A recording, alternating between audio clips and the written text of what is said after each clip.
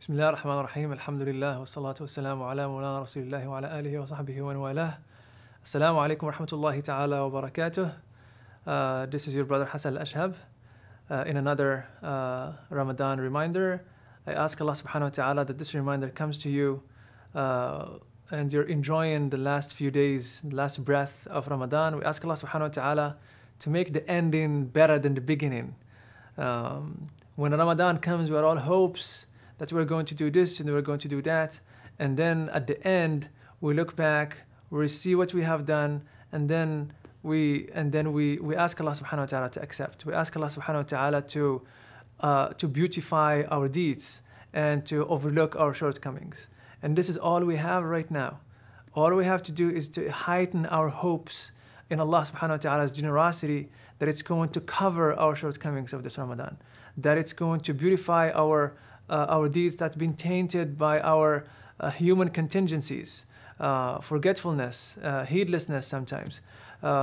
So we ask Allah subhanahu wa ta'ala to give us the best of what He gives to the people who fasted and made qiyam in this month, full reward and full light. Allahumma ameen, Allahumma ameen, Allahumma ameen.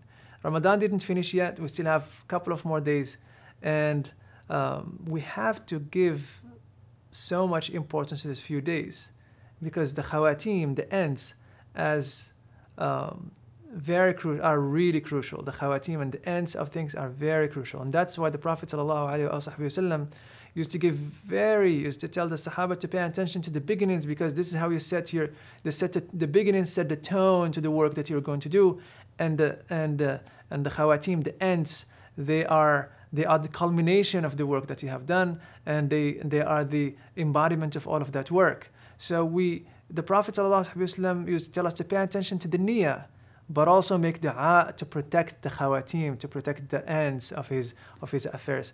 The Prophet ﷺ, as it was narrated by Imam Ahmad and Imam Bukhari in his Tarikh, and Sidna Busr ibn Arta'a radiyallahu ta'ala anhu, the dua, the Prophet ﷺ used to say, كان رسول الله صلى الله عليه وسلم يدعو فيقول اللهم أحسن عاقبتنا في الأمور كلها.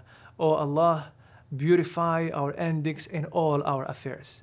And there is no affair that is such that we really need to end it in such a beautiful way, and that we need to have the help of Allah subhanahu wa ta'ala to end it in such a beautiful way, better than Ramadan.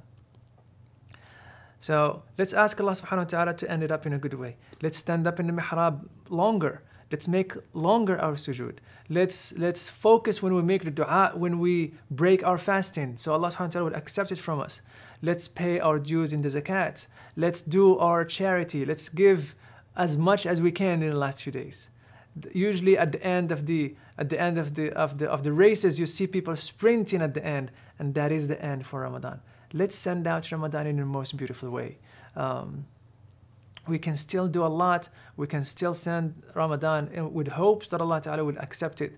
If the beginning is done beautifully and sincerely, and the ends are done in the most beautiful way, mostly Allah Subhanahu wa Ta'ala, hopefully Allah Subhanahu wa Ta'ala will wrap up Ramadan between the two good ends, the beginning and the end. And remember that ending sometimes define the acceptance of the work and define the whole work. The Prophet ﷺ reminded us in the hadith narrated in the Sahih of a man who would be doing tons of good work.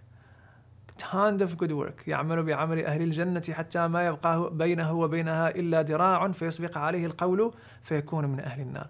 That a man would be, or a woman would be, doing such a great job from the work of Jannah until between them and the paradise there is only an arm length, and then they would do something bad, and then it will nullify their deeds.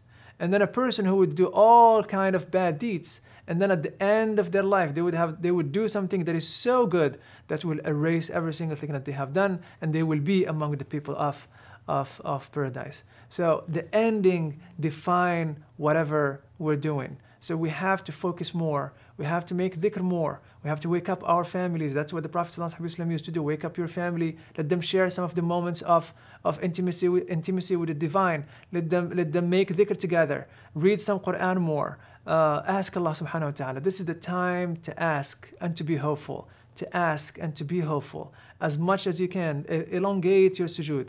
Make dhikr to Allah subhanahu wa ta'ala all the time, and focus on spending time in a very fruitful manner, spiritually and otherwise. Pay attention to the family. You want them to end Ramadan well too. It's not a selfish business. We have to get the people around us to benefit from the end of Ramadan.